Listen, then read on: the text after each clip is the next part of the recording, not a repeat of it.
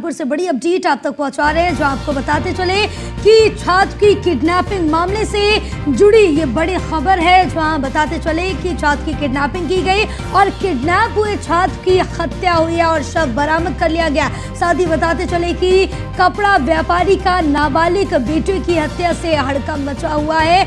और बता दी कि महिला टीचर की बॉयफ्रेंड ने अपहृता छात्र की हत्या की है। ये बड़ी जानकारी निकल के सामने आई है। फजलगंज थाना क्षेत्र के ओमपुरवा से शव बरामद किया गया है। तो बड़ी खबर आप तक पहुंचा रहे हैं। कोचिंग में छात्र पढ़ने गया था, लेकिन उसके बाद छात्र का अपहरण कर लिया गया। उसके बाद हत्या कर शव बरामद हुआ। हत्यारे ने अपने ही घर में शव को छुपाकर फिरौती की साजिश रची थी, जिसके बाद आपको बताते चले कि जो छात्र है उसकी डेड बॉडी मिली है। छात्र की किडनैपिंग मामले से जुड़ी ये बड़ी खबर है। किडनैप हुए छात्र की हत्या की गई, जिसके बाद शव बरामद हुआ है फजलगंज से। तो वहीं कपड़ा व्यापारी के नाबालिग बेटे की हत्या से हड़कंप मच गया है। ये कपड़ा व्यापारी का नाबालिग बेटा था और महिला टीचर के बॉयफ्रेंड ने अपहृता छात्र की हत्या की है। तो ये बड़ी जानकारी निकल के आई है सामने, जहां फजलगंज थाना क्षेत्र के ओमपुरवा से शव को बरामद किया गया है। कोचिंग में छात्र पढ़ने गया था, जिसके बाद छात्र की किडनैपिंग की जाती है और जिसके बाद छात्र की हत्या कर दी जाती है और ये जो डेड बॉडी है वो फजलगंज से बरामद की गई है। तो इस वक्त की बड़ी खबर कानपुर से बता रहे हैं। छात्र की किडनैपिंग से जुड़े मामले से जुड़ी बड़ी खबर है। किडनैप हुए छात्र की हत्या कर दी गई, जिसके बाद अब फजलगंज से ये छात्र का जो शव है वो बरामद किया गया। कपड़ा व्यापारी का नाबालिग का बेटा बताया जा रहा है, जिसकी हत्या से अब हड़कंप मचा हुआ है। तो दूसरी तरफ महिला टीचर के बॉयफ्रेंड ने अपहृता छात्र की हत्या की है और फजलगंज थाना क्षेत्र के ओमपुरवा से शव बरामद किया गया है। तो वही आपको बताते चले, कोचिंग में पढ़ने आया था जो छात्र है वो कोचिंग गया हुआ था पढ़ने, जिसके बाद छात्र को किडनैप कर लिया जाता है, जिसके बाद उसकी हत्या की जाती है और शव फजलगंज से बरामद होता है। हत्यारे ने शव को अपने घर में ही छुपा रखा था। तो वहीं आपको बता दें, किडनैपिंग के बाद छात्र को अपने घर में छुपाकर फिरौती की मांग कर रहा था ये हत्यारा। तो बड़ी अपडेट आप तक पहुँचा रहे हैं।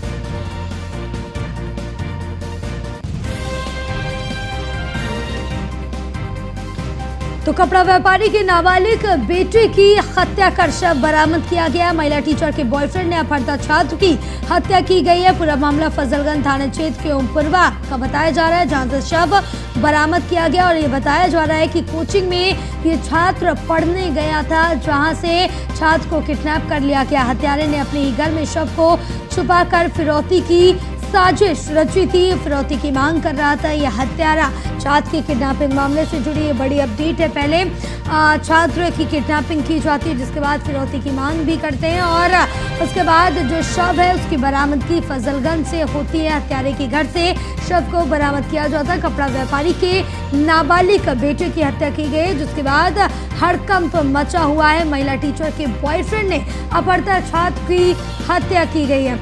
हमारे साथ हमारे सहयोगी रामजी शर्मा लाइव जुड़े हुए हैं। राम जी, क्या कुछ अपडेट मिल पा रही है इस पूरे मामले को लेकर? जी बिल्कुल, मैं आपको बता दूं कि सूरत के कपड़ा कारोबारी, इनका जो पूरा परिवार रायपुर क्षेत्र में रहता है, यहाँ से वो कल शाम को कोचिंग पढ़ने के रूपनगर क्षेत्र में गया था। यहाँ कोचिंग पढ़ने में वो घर वापस नहीं लौटा, जिसके परिजनों को चिंता हुई। फोन मिला, फोन स्विच ऑफ था। संबंधित थाने में सूचना दी गई। पुलिस, जो रायपुर थाने की पुलिस लगातार छात्र के बारे में पता लगाने में जुटी थी। स्वरूपनगर पुलिस की मदद भी ली जा रही थी, लेकिन छात्र के बारे में कुछ भी जानकारी नहीं मिलने पर करीब देर रात करीब 8:30 बजे के आसपास एक स्कूटी सवार लड़का आता है अपार्टमेंट के बाद। एक गार्ड को एक कागज जिसमें लिखा था कि अल्लाह तुम्हारे बेटे को कुछ नहीं होगा, लेकिन 30 लाख रुपए की फिरौती चाहिए अगर अपने बच्चों को सही सलामती चाहते हो।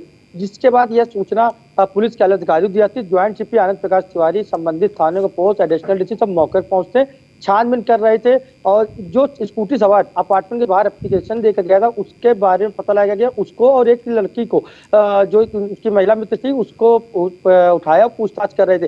पूछताछ के बाद इस बात क्लियर हुई कि उसकी हत्या कर दी गई। हत्या करने और शव को फजलगंज के ओमपुरवा क्षेत्र में फेंक दी गई है। तो पुलिस की टीम वहां पहुंचती है, छानबीन करती है और शव जो है कुछ साग लिखा बरामद हो गया है। हत्या के पीछे जो कारण अभी तक स्पष्ट हो रहा है, जो सामने है, तो आसनाई के पीछे हत्या की बात सामने है कि महिला टीचर जो बहुत ही उसको उसके बॉयफ्रेंड ने उसकी हत्या की आसनाई के चलते कि छात्र की हत्या की बात सामने आई है। हालांकि परिवार के लोग काफी दुखी हैं, तो मीडिया सामने आने से भी कुछ बोल नहीं रहे हैं। साथ ही पुलिस ने भी बहुत जल्द घटना खुलासा प्रेस कॉन्फ्रेंस करके करने की बात बताई है। लेकिन इस अपहरण के बाद हत्याकांड से कहीं ना कहीं पूरे शहर में एक दहशत का माहौल फिर से बन गया, क्योंकि त्योहार के आसपास इस तरह की बड़ी घटना कहीं नहीं पुलिस इस पर भी सवाल निशान खड़ा करता है। क्योंकि जिस समय सूचना दी गई थी, पुलिस ने रायपुर पुलिस ने पता करने प्रयास तो किया, शायद उस वक्त उस लड़के का नंबर जिसकी बॉडी मिली है सर्विलांस लगाते हैं तो शायद उसकी जान बच सकती थी। लेकिन जो पकड़े गए हैं, जो लोग पुलिस की हिरासत में, उन्होंने बताया कि पकड़ने कोचिंग छूटने के बाद ही उस छात्र कुशाग्र की हत्या कर दी गई थी। हालांकि 3 लोग पुलिस की हिरासत में, दो जो बॉयफ्रेंड है जो फरार है, उसके बारे में पुलिस जल्द से जल्द गिरफ्तारी करने का दावा कर रही है। जी बिल्कुल, क्योंकि यहाँ पर बताया जा रहा है एक महिला टीचर है, एक उसका बॉयफ्रेंड है और तीसरा शख्स उसका क्या कुछ कनेक्शन सामने आ रहा है? जी बिल्कुल, इस पूरे मामले में जो छात्र है, ये बात जो पूछताछ में जो 3 लोग हिरासत में है, उनका साफ तौर पर कहना है जो महिला टीचर है उसको लेकर के कहीं ना कहीं जो छात्र कुशाग्र की हत्या हुई है, दोनों में कोई कनेक्शन था। लेकिन इस बात की जो महिला टीचर थी उसके बॉयफ्रेंड ने मिल करके उसकी हत्या कर दी है। इसमें कहीं ना कहीं ट्राई एंगल देखने को मिल रहा है, लव का जो ट्राई एंगल है वो सामने आ रहा है। लेकिन हालांकि इस पूरे मामले को लेकर के ज्वाइंट सीपी आनंद प्रकाश तिवारी ने सिर्फ ये घटना का बताया तो है कि यह घटना खुलासा हो गया, अस्थायी चलते हत्या हुई है।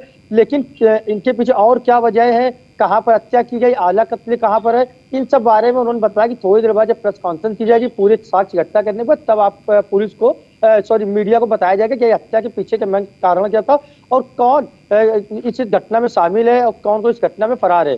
जी बिल्कुल, क्योंकि जिस तरह से एक जो छात्र है वो कोचिंग के लिए निकलता है, उसके बाद उसकी किडनैपिंग कर ली जाती है और उसके बाद जो उसकी डेड बॉडी है वो सामने आती है। तो इस बीच अगर जानेंगे परिवार में क्या कुछ देखने को मिल रही स्थिति, क्योंकि कोहराम तो साफ तौर से मचा हुआ है। जी बिल्कुल, एक छात्र की अपहरण हत्या कर दी गई, हत्या करने में फिरौती मांगी गई, तो ये कहीं ना कहीं एक बड़ा अपराध है, कानपुर पुलिस के लिए चैलेंजिंग थी। लेकिन ये था कि जो युवक घर के बाहर आकर के एप्लीकेशन जो फिरौती की जो पत्र दे दिया था, उस फिरौती पत्र के माध्यम से जो घटना खुलासा तो हो गया। लेकिन कहीं ना कहीं जो छात्र के पिता है वो सूरत में है, वो वहां से निकल चुके कानपुर आने के लिए। इसके साथ ही परिवार के लोगों में एक दहशत है, मतलब परिवार के लोग जो वहां पहुंचे सबका रो रो बुरा हाल है कि आखिर की किडनैप हत्या क्यों करते। लेकिन कहीं लव ट्रायंगल की जो बात सामने आ रही है उस पर भी छानबीन की जा रही है। अपहरण के पीछे फिरौती मांगने क्या मकसद था, उसमें और कौन लोग शामिल है, किसी पारिवारिक या इलाकाई लोगों का इस घटना में संलिप्तता तो नहीं है। इन सभी बिंदुओं पर कानपुर पुलिस जांच कर रही है। बहुत जल्द उस घटना का खुलासा तो लगभग हो ही गया है, लेकिन कौन कौन शामिल है वो सब चीजें जो है थोड़ी जब प्रेस कॉन्फ्रेंस होगी तब साफ हो सकेगा कि आखिर हत्या के पीछे और कौन कौन लोग शामिल है। जी बिल्कुल, तमाम जानकारी साझा करने के लिए बहुत शुक्रिया आपका।